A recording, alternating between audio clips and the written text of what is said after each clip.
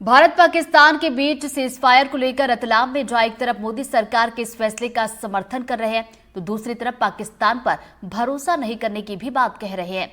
लोगों का कहना है कि अगर आगे किसी भी तरह की आतंकी घटना भारत में होती है तो पाकिस्तान को ईंट का जवाब पत्थर से दिया जाना चाहिए। की घोषणा जो है कर दी गई है, आप इसे किस तरह से देखते हैं? ये एक अच्छी पहल हुई है, लेकिन देश को ये साबित कर दिया कि मोदी है तो मुमकिन है। अपनी शर्तों पर भारत ने ये युद्ध विराम किया है। जैसे सिंधु जल समझौता भारत अपने हिसाब से ही रखेगा, उसके बाद किसी भी आतंकवादी घटना को भारत युद्ध के तरीके से ही लेगा और किसी भी समय युद्ध कर सकता है। तो ये भारत ने अपनी शर्तों पर बहुत अच्छा फैसला लिया है। इससे आम जन बहुत खुश है और हम जैसे कार्यकर्ता को बहुत अच्छा लगा। आपको क्या लगता है कि ये युद्ध विराम जो है वह कब तक टिकेगा, कितने दिन तक रहेगा? जब तक आतंकवाद पाकिस्तान बंद नहीं करेगा। जिस दिन आतंकवाद, आज जैसे कि समझौते पर यही साबित हुआ है कि अगर भारत ने पाकिस्तान ने आतंकवाद नहीं रोका तो ये युद्ध की स्थिति में लिया जाएगा और कभी भी भारत युद्ध के लिए तैयार है। आपका क्या नाम है? मेरा नाम अब्दुल हमीद कादरी है। एक कहावत सुनी होगी हिंदुस्तान में, अपने बचपन से सुनते आए हैं कि घर में दाने नहीं है और अम्मा चली भुनाने। क्या तो ये क्या है कि ये मानेंगे नहीं और इनके ऊपर ऐसी ही नजर रखी जाए। मैं भारतीय सेना से, तीनों सेनाओं से ये इस चैनल के माध्यम से ये निवेदन करना चाहता हूं कि ऐसी पैनी नजर रखे कि जब भी ये इस तरह का मुंह उठाए तब इनके ऊपर इसी तरह से हमला करके इनका मुंह उठने ही नहीं दे। ये मेरी क्या लगता है, पाकिस्तान पर भरोसा किया जा सकता है? नहीं, बिल्कुल नहीं किया जा सकता। ये तो एक दो बार फिर इस तरीके से पिटेंगे, खूब पिटेंगे जैसे अभी पिटे हैं। हमारी सेना ने, भारत की सेना ने बड़ा अच्छा तरीके से, बेहतरीन तरीके से हमारी रक्षा के साथ, सुरक्षा के साथ उनका सामना किया और उनको आज इस नौबत पे लाके छोड़ दिया।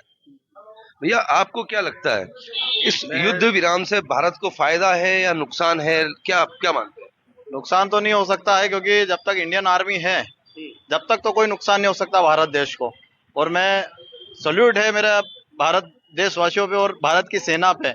हमें गर्व है मोदी जी पर कि जिन्होंने अच्छी सेना और अच्छा भारत को नाम दिया है।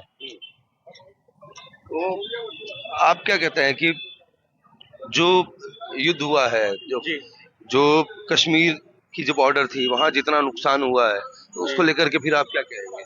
मैं ये कहना चाहता हूँ, सबसे पहले तो मैं मोदी जी को बहुत बहुत धन्यवाद देता हूँ। और पाकिस्तान का जो ये युद्ध हुआ है, सबसे बड़ी बात ये वो बहुत अच्छा एक सबक था पाकिस्तान के लिए।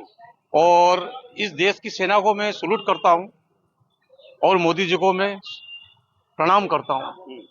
और अपने जितने भी जो नागरिक, जो भी सेना है, उनको मैं आमंत्रित करता हूँ। तो आपको क्या लगता है कि यह जो युद्ध विराम हुआ है, जो सीज फायर हुआ है, तो यह एक राजनीतिक से प्रेरित है, डोनाल्ड ट्रंप से, या आप इसको किस तरह से देख रहे हैं? ये युद्ध रुकना नहीं था, युद्ध चालू रहना था, ताकि आतंकवाद फिर धमाल करेंगे ना, फिर युद्ध होगा। इसलिए तो अगर अब आगे जाकर के अगर कोई आतंकवादी घटना होती है या पाकिस्तान की तरफ से कोई हमला किया जाता है, तो फिर ऐसे हालत में देश को क्या करना चाहिए, सेना को क्या करना चाहिए? सेना को इसी हालत में ये करना चाहिए, फिर युद्ध चालू कर देना चाहिए, फिर युद्ध चालू कर देना चाहिए। अगर आतंकवाद फिर अगर धमाल करता है तो उसका फायदा क्या होगा? है? उससे क्या होगा फिर? उससे फायदा क्या होगा? आतंकवाद खत्म होगा। उनका साफ कहना है कि अगर आगे जाकर के पाकिस्तान अगर फिर इस तरह की हरकत करता है तो ईंट का जवाब पत्थर से दिया जाएगा। रतलाम से साजिद खान, एनडीटीवी। बढ़ेंगे आगे। भिंड से बड़ी खबर। भिंड में पुलिस का चेकिंग अभियान जारी है। शहर में आने वाली सभी गाड़ियों की चेकिंग की जा रही है और लगातार सभी गाड़ियों की चेकिंग हो रही है। तो अलग अलग इलाकों में ये अभियान अभी भी जारी है।